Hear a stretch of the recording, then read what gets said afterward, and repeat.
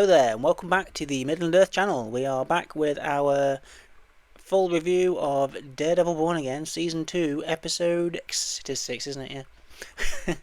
Episode was called Requiem, I think, and I thought it was a brilliant episode. We've only got 2 left after this one. I think things have really started, the brown stuff started to hit the fan now, I think, Tyler, don't you think? I think it has, yeah.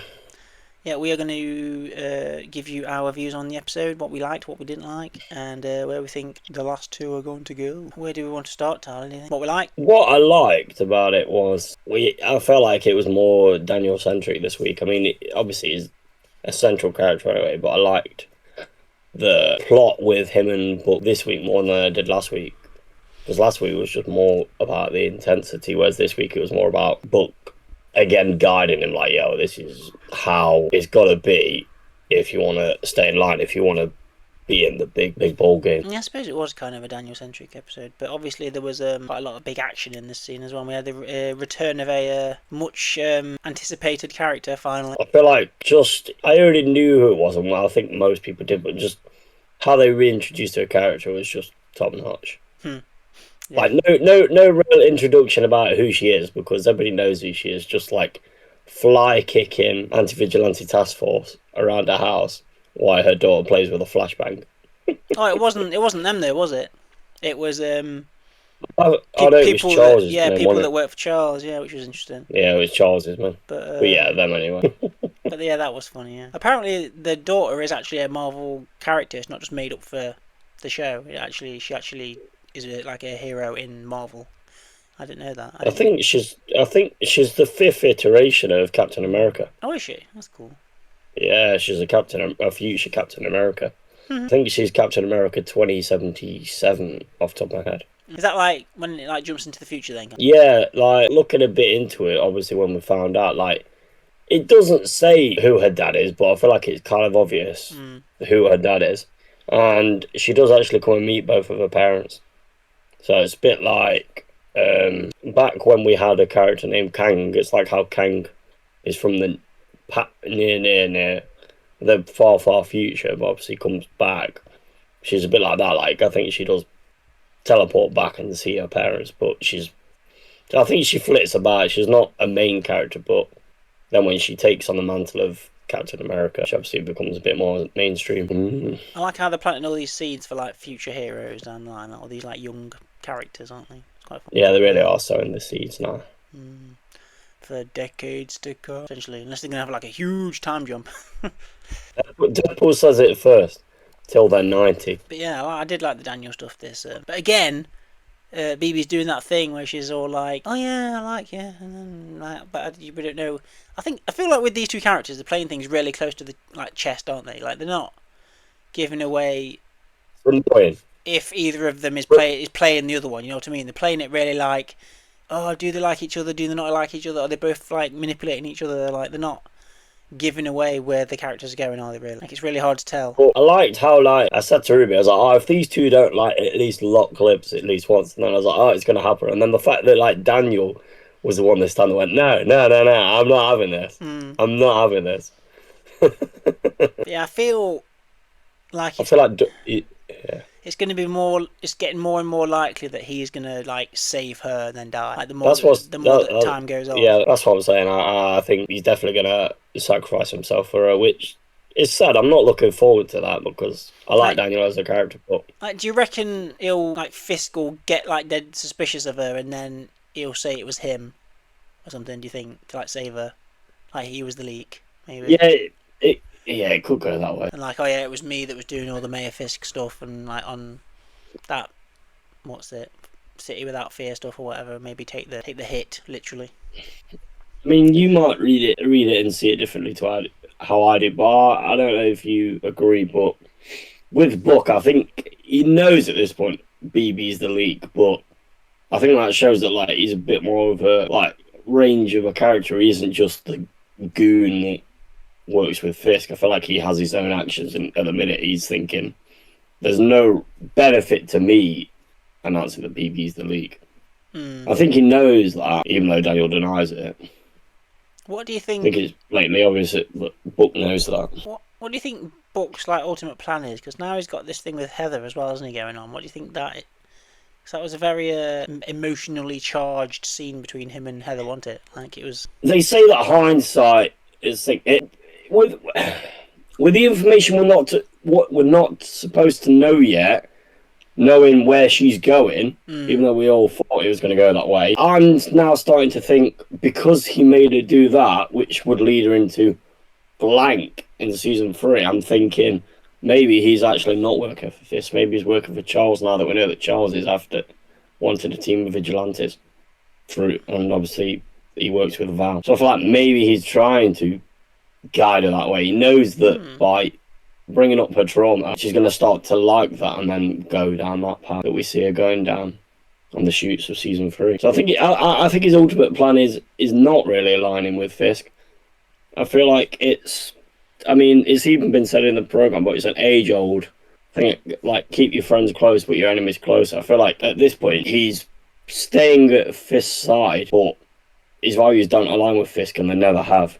He's always been a little bit of a double agent, but not a good guy, but also not working with Kingpin, like Charles's goon that's been planted there. But obviously, like we saw in the flashback, didn't we, that he's worked with Fisk for ages. So with that, would you think he's been like trying to get in with him all that time? Do you think, or no? I don't think Book is that much of a. As much as I like him, I mean, like back in the day, I don't think he's that much of a plot-centric character that he's always been working with Mr. Charles. I feel like there must have been a point where he switched sides to work with Mr. Charles. okay, Maybe when Mr. Charles turned up and offered him a deal, like who knows, or maybe he was working with him before Mr. Charles reared his head. But no, I like you say, back in the flashback, no, I think he was working for Fisk then.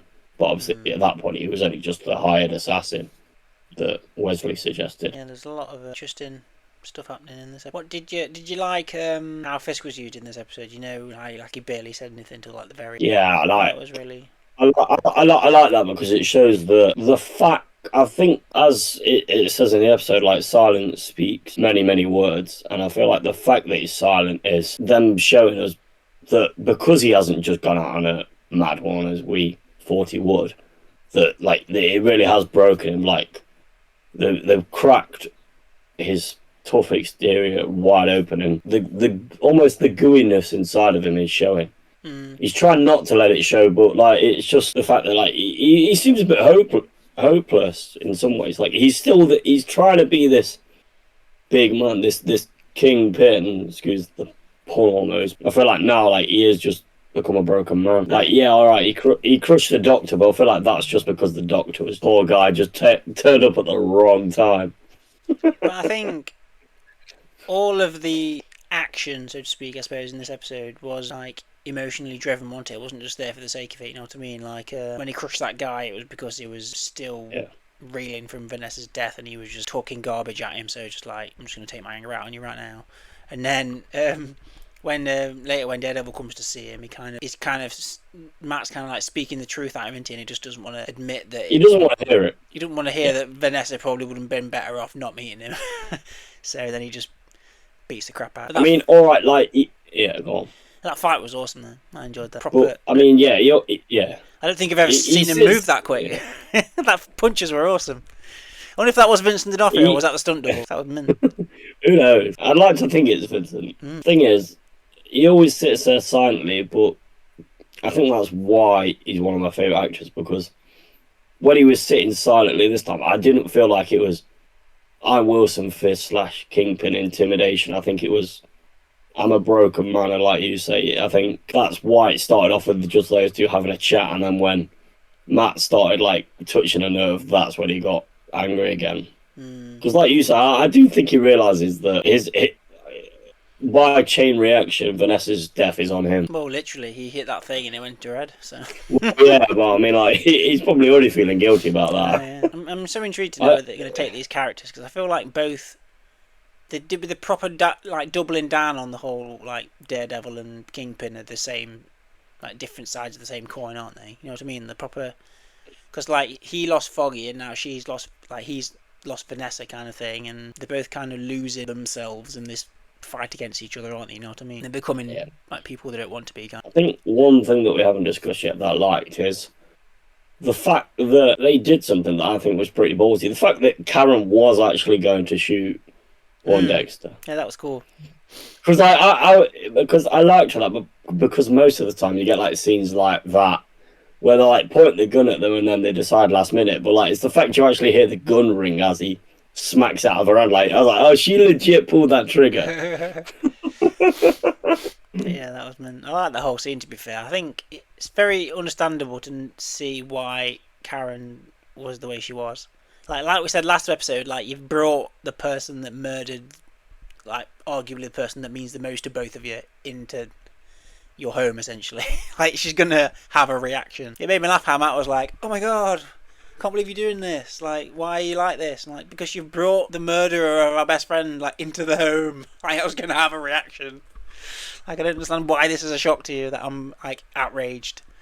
Oh my god. I mean, when I first watched it, I thought that was a weak point, but now thinking back on it, I think in my head I realised what I think.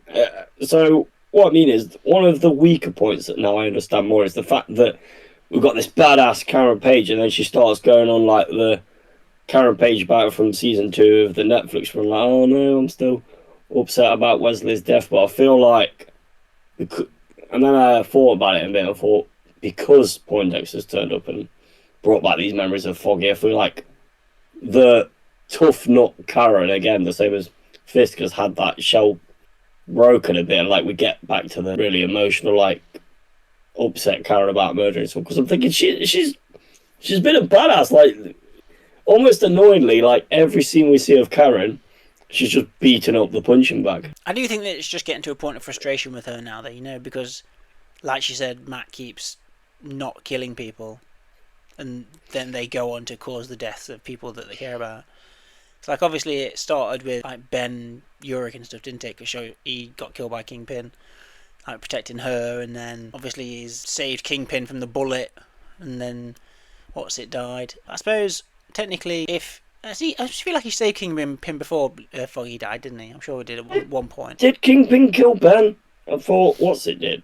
Bullseye. No, Ben died in like the first season. Bullseye wasn't even there. Who did? Yeah, who did Bullseye kill them? Because Bullseye when killed there was Foggy. the massacre, I know that much. I mean, back in the day, I think everybody at this point knows that Poindexter killed Foggy. Yeah, because Karen mentioned it a couple of episodes back to BB, didn't she? She said that Kingpin killed. He crushed his head, didn't he? I think. I'm sure. Can't remember that, but yeah, probably. Yeah, no, obviously he died in some way. That was a long time. Yeah, I did like Karen's in this one. I'm intrigued to know what happens with her and that ABTF guy. I can't think what his name is, but whether he's gonna, whether Matt's gonna lose another loved one or not, don't know.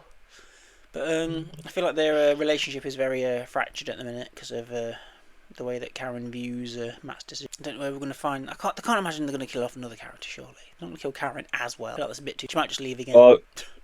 Well, I mean, all right, yeah, you could just say it's a flashback, but it looks like she's in the next season anyway. So I take that as that. I don't think they would have done anyway. Yeah, there's images come out from the next season already, isn't there? That's very spoiler. Yeah, that's what I mean. It's exciting to see, but then at the same time, we're like, just. It's like ruining. I'd rather not be seeing this until the season's done than be hyped ready for season 3. Stupid, but that's the internet for you. I do like beardy Kingpin though. It's quite funny. And yet again, they're mirroring Matt and Kingpin again because they've both got beards. They've got beards going on, yeah. Right. One thing that I did like, and it was a subtle note, is the fact that, and I mean, it might have been because he didn't really have the time, but can't think of his name, but the guy who we both think might be a double agent in. Oh yeah, Cole Young, I think it is. Yeah. The fact that when everyone was like, oh yeah, weapons free, like the rest of them were like firing shots, and he was just standing there with his shotgun looking intimidating, but not actually taking those shots. Which again makes me think that to me gave a bit more leverage to the theory that maybe he isn't that maybe he is a double agent working with BB or someone. And he was like shocked when that guy shot that guy as well, wasn't he? He was like, yeah, like he did. Yeah, I was gonna say like you're not naive as much as you pretend to be the law. Everybody knows who's in the anti-vigilante task force that they are just brutes. And yeah, to be shocked by an act of violence like that makes me think he's not really completely game. I thought the fight with Jessica and Daredevil was awesome in the warehouse thing as well. It was very comic booky, wasn't it? Where like there was, Yeah, slapstick where she like breaks through the wall and then he just opens the door casually and just shuts it behind him. And like I like how one of them was like fighting and the other one was like behind doing something else. That was like super like comic book style. That was. It was awesome. Yeah, I liked it. And I like the little detail of her powers being like flip flopping as well. I thought that was a bit random, but that's like a classic kind of depowering thing, isn't it? Where this person's like super OP, so they've got to find a way to make her not just completely obliterate everyone. I really hope that doesn't mean she's going to get like injured at the end of this season or something, so that'd be rubbish. I feel like that's it. Like you make a character that OP, like you have to bring them down a few pegs. I forgot how powerful she was. To be fair, she's like proper, insanely powerful. Yeah, I enjoyed it. I enjoyed.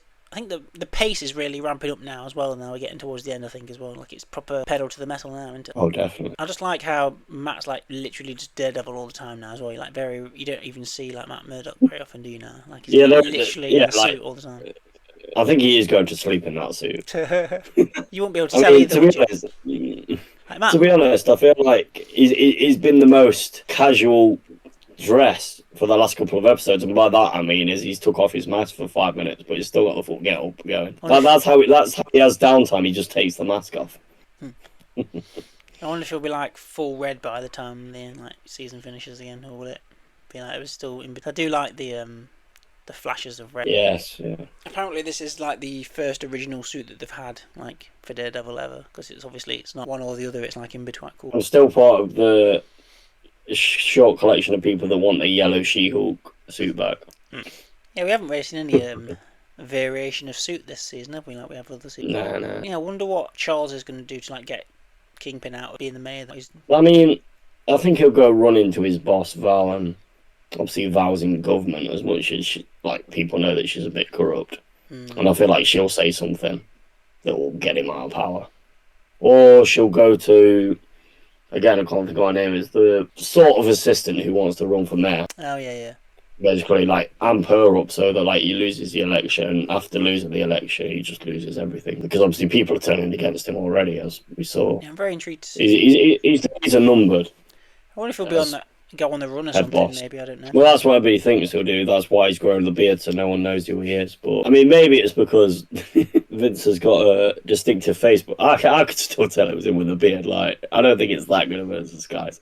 You might as well wear, the funky glasses at that point. Just put the usual MCU disguise on, of a cap and some glasses. Oh, it's a completely different person. Who's that? That's not Kingpin. He's got a hat and glasses on. That was funny. I still can't believe that in Civil War I didn't realise that Steve Rogers and Black Widow were on that escalator because they put some caps on and a couple of glasses. Oh, yeah. Disappeared. And Trekkie bonds. Completely disappeared. Incredible espionage skills. Yeah. Yeah, that's funny. Did you like all the people wearing the Daredevil masks? That's quite I liked that. And the projecting of the videos onto the City Hall or whatever it was, that was cool. Proper badass that was. Was there anything you didn't like about this episode? I mean, it goes against what you said. I didn't like the pacing of this episode. No? I liked the episode, I just didn't like the pacing. But then again, I don't really think I can moan about it because half of the pacing was we had to have the emotional fallout from Vanessa's death. And then it seemed to amp up a lot in the last 20 minutes. But before that I thought it was very slow, just trundling along. I enjoyed the episode, but I mean, pacing wise, I thought it wasn't the best paced episode in my opinion. But I don't hold it against the episode because I still think it was a really good episode. Do you think it kind of dragged with all the BB and Daniel stuff then, or what was the draggy bit? Yeah, I can't really moan about it because it's exposition that we needed, but at the same time, it wasn't as fast paced as other episodes, in my opinion. I don't know. I do kind of feel like the Daniel stuff's a bit too late in the game now. You know what I mean? They're trying to get us to like the character more, and even we know. I like Daniel, but yeah, you look at the episode and you think, oh, that was the end of episode 6. We've got 2 more episodes, and now we're deciding to come with the Daniel angle. Yeah, I know what you mean. It's not likely that he's going to survive the season, and it just seems like, I don't know. I suppose it was kind of to make BB like him a bit more. Do you reckon, or I don't know, or. But then I suppose there was that whole thing where he found the the thing in the jacket and that, wasn't there? And he was kind of telling her that I don't think I'll be able to protect you now and that kind of thing. I suppose that could be important moving forward. But I think if we're going with the assumption he's gonna die, had at the start of the season they sat down and went, right, your character's gonna die to Michael, and he says, oh yeah, fair enough, and then they're like, shit, he's not that much of a likable character, and then they've suddenly gone, we need to write something so that people actually feel for this character, because we don't want them to get to the end of the season and be like, he was alright, but he was a bit of a knob, that Daniel was. yeah. we need him to be likable, like you say. So I feel like that's why they're forcing this Daniel exposition, so that you sit there and go, oh no, Daniel's died, instead of, do we really care? It's just another one of his goons. I don't know, I'm finding it hard to figure out where things are going to end up, you know what I mean? Like with Buck and with Heather and with Daniel and with like everybody, all the secondary characters. It's hard to know where things are going to land, I think, personally. I think it'll be okay, but I have the worry that it's all just going to not be rushed, but all just be splurged together in the finale. Like you say, I don't know where we're going to end up. Like, from the leaks that we shouldn't know, like, as we know, Matt's going to prison. It looks like Kingpin's on the run. Karen, we don't know what's going to go down with her. So has there been set photos of Karen then? Yeah. Yeah, but the only one we've actually seen of her is walking up steps in a courthouse. Okay. So that doesn't really tell us a lot, like, apart from maybe if she's practicing with Matt again, but obviously Matt's in prison, or she's defending could be. Matt, like maybe a retrial. Who knows? Or just a trial. Nelson and Murdock is no more, it's just Paige. The one lawyer who's not corrupt. Paige and whatever the woman's last name is. McDuffie, yeah. Paige and McDuffie. McDuffie. Yeah. That sounds like the Cadney and Lacey of this era. I'd watch that spin-off. I've not seen much Turners of Law. Not seen much of her for a few episodes, have we really? Kirsten.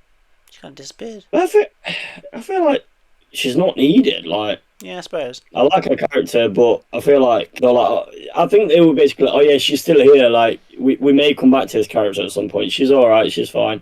She's still a badass, and then they've just left to be like, yo, we don't need her anymore to drive the plot. So we just let you know that she's still here. She's still a badass, and that's that. I think there's been a trailer for episode 7, hasn't there, where Karen's like trapped in a kind of prison or something. So do you reckon she'll get saved by somebody? Do you think Bullseye will offer to? I was about to say, I feel like I feel like Bullseye needs to come and save her from near death. So I feel like they've got because she's never going to fully forgive him. But I feel like there needs to be the line that you get a lot.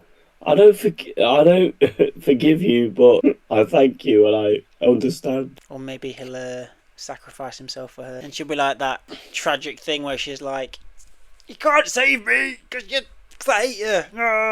And she'll be like torn between like being sad and being happy that he's dying, like, oh, I'm sad because you saved me, but I'm happy because you're dying. It'll be all weird, and she'll be all conflicted and confused, torn between being, I don't know, but well, maybe he'll save her and then she'll save him getting killed or something. That'd be quite shocking to see that. But then what's Bullseye going to be? I think he'll go and join the Thunderbolt. I think he's gonna. That'd be amazing. That'd be so cool. If Val like scoops him up, or something, he could be in the new event. We'll rebrand him, give him a funky new name. No, that's not. Call him Deadshot. Call him Deadshot, and then just wait for the DC execs to come and be like, yeah, you can't be doing that. Yeah, apparently there's supposed to be some kind of Bullseye imposter showing up in this season, but I've not seen him yet, so I don't know when that's happening. I've only got 2 episodes left, so maybe that was just a rumour that never actually... You've heard it here first. The reason we're not getting the Penguin Season 2 is, please put your hands together for Colin Firth as the real Bullseye. You mean Colin Farrell? Yeah, Colin Farrell, yeah, not Firth. Colin Firth is the real Bullseye. That'd be better. Very, very possible. Mr. Darcy is... Yeah, he knows book. He brought him in. He's like, come on. Yeah, you know, because that's what American shows do. If you're British, you definitely know each other. Yeah. You do seem to find that in a lot of American productions. Oh, where are you from? London. Where are you from? Manchester. Oh, I've known him since I was a kid. Yeah, okay. Do you think we're going to see Jessica Jones again, or do you think that was it? Yeah, I feel like she'll be back. I feel like now she's here to stay. but I don't think. I feel like she's just going to be in the background. I think she'll do something in the finale, and then that's it. And then ring together the Defenders Initiative in the post-credit scene. Press the magic button. I wonder if we'll see Iron Fist or Luke Cage before the season's up. Or they like show a quick glimpse of maybe to tease us. There could be someone else that turns up as well. Maybe Peter will turn up. That would be very random. No one knows who he is. Why would he be in it? Who's this kid? Spider-Man. Everybody knows Spider-Man. They just don't know Peter Parker. Yeah, but why would Spider-Man be in it? I can't imagine Spider-Man being in it. That'd be very random. Because he's fighting the Hand in Brand New Day, and it looks like he's breaking him out of prison. Or they're gonna have like a sneaky kind of clip. Yeah, a little sneaky scene. Yeah. See, he's seen from Spider-Man at the end of Daredevil. Oh yeah, I mean, not in a show, but it's been done before, like with the Collector turning up, like a quick snip of the Collector before Guardians of the Galaxy came out. Or they could have Spider-Man breaking out Daredevil at the start of Spider-Man, and at the end of Daredevil, someone could be like, "Oh, we've got to break Matt out," and then Jessica will be like, "Oh, I know a guy," and that'll be how they get Spider-Man. That'd be amazing. See his name in the phone, Spidey. Oh, little tease. Like, oh, that's how it connects. Talking about Spider-Man, do you believe the theory that Bruce Banner doesn't remember Peter Parker, but the Hulk does? I think that'd be quite cool, to be fair. I like that. I like that idea that the Hulk knows who Peter Parker is, because have you heard the other thing that I've heard? Obviously, because apparently the Chris Evans version that we're getting in Doomsday is the one that put all the stones back. He's going to know who Peter is. Yeah. So obviously that wouldn't have. I like that one. I wouldn't have been there for his memory to be wiped, would he? So that's quite cool. So there'll be like odd characters that know who he is, but then not like. I feel like they've got to recon that at some point. Retcon it. They've got to retcon, yeah, more like.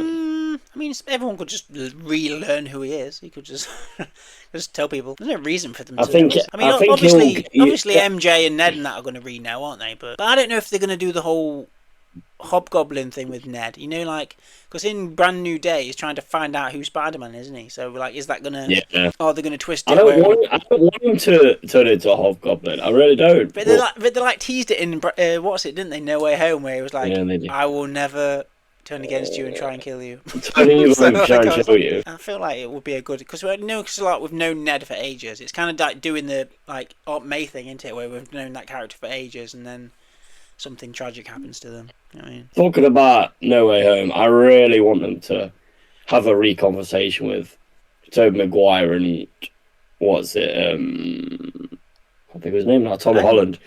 With the you can't do that with the artificial webs coming out of his body now that he can do it. But yeah, I hope they're gonna like explain what's going on with that. It's very... Although, like, just in true Marvel style, they're saying, the producers and directors say, no, it isn't a man spider story because that's too scary for kids. I've heard come on. I did hear that they took the actual man spider transformation out of it. Yeah, but that's just a feisty object. But he could still mutate, but just not to that extent, and then Bruce Banner could help him and get rid of it. Have you heard the thing about them re-releasing Endgame with extra footage as well? Yeah, they are, yeah. That's interesting. So they're going to, like, tie in... People think that that's when the Doomsday trailer will come out. It'll be shown at the end. It'll be one of the first trailers. They've got to show it before that, surely. Endgame's not coming out again until, like, October. No, I've heard it's coming out in July. Really? July, August. Did you? Yeah, Endgame. Sure I did. I don't know one minute. We'll do a quick Google. Re-release date. It's Google time with Midland Duff. Yeah, Google time. The Google says the Russos say it's anywhere between July, August, and September. Very vague. Love that. Could be any of these, like, part of season of the year. Could be any time in summer. Thanks, Google, for absolutely nothing. All they'll do is they'll just drop. They'll be like, "Yo, tomorrow, go to the cinema. It's on. Enjoy." They've got to kick out a trailer before then. By that point, it'll be like half a year till it comes out. That's like way behind. You would think that, but then, like everybody says, and I agree, I kind of don't want there to be a trailer. I kind of just want to go in raw and just see what they're made of it. I like that we just got these little snippet trailers just showing all the characters that are in it, even though we already know they're in it. I'm just impatient. I think I just want to see some Doom. I wonder what the extra scenes are going to be in Brain. Anyway, Daredevil. Where do you think we're going to pick up next week, do you think? It's a tough one because Kingpin's kind of given up at this point, and I feel like the AVTF has just gone rogue now. They'll go rogue. I think they'll become their own little subdivision. Like, I don't think Fisk is really going to want to be arsed with it anymore.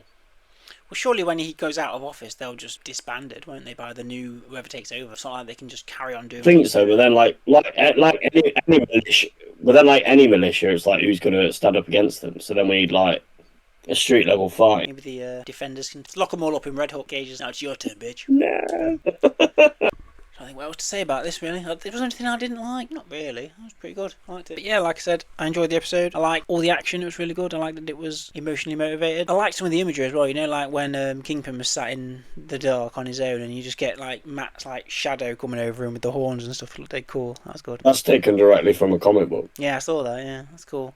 Yeah, it's good though. I don't know. I'm getting a little bit like you said. I don't know if the end's going to be a bit of a rush, you know what I mean? Because there's a lot of things to tie up in there. Do you think so far this season's been better than last season? Or the same? I mean, I'd have to go back and rewatch season 1, but I remember season 1, as we discussed in an earlier video, just being a bit bitty and bobby. It was nice to have it back, but it wasn't an amazing Daredevil season. So yeah, in that sense, I'd say this season's better. Now that like we're back to being comfortable, like we're back to just Daredevil being the mainstream. Whereas last time I feel like there was a lot more pressure on it because it was the big return of Daredevil after they got cancelled. Not that there's any issue with season 1, it's just but long story short, yeah, I think this one is better. I think it is stronger. Yeah, I do think the character work is a lot better in this this season. And I think it's a bit more streamlined, which is good. And I like that they're bringing in characters like Jessica Jones. Nice to have her back. Yeah. Got anything else to say before we wrap it up, do you think? No, I think we've discussed every base. This has been our review of episode 6 of Daredevil Born Again season 2. If you'd like hearing us discuss our marvelous review, spoilery. Yeah, have you seen any of the season 3 images, and what do you think it means for the characters moving forward? Are you annoyed that they've come out a bit like us before the season's even finished? Let us know what you thought of this episode. Did you think the pacing was good like me, or did you think it was a bit meh like Tyler said? Let me know. We will see you next week. I'm not sure when I'll be able to get the episode out because work's a bit busy at the minute, but I'll try my best to get it out next week. I've got a lot of kind of reactions and stuff coming out soon, and I think I'm going to do a Michael review as well because I saw that recently, so I might do a quick few minutes review of that, let you know what I thought of that. Please like and subscribe and share. If you've liked what you've seen so far out of us, please go to the YouTube channel Middle Earth and you will find lots of goodies there for you. Yeah, that's it for today. Speak to you soon. Bye.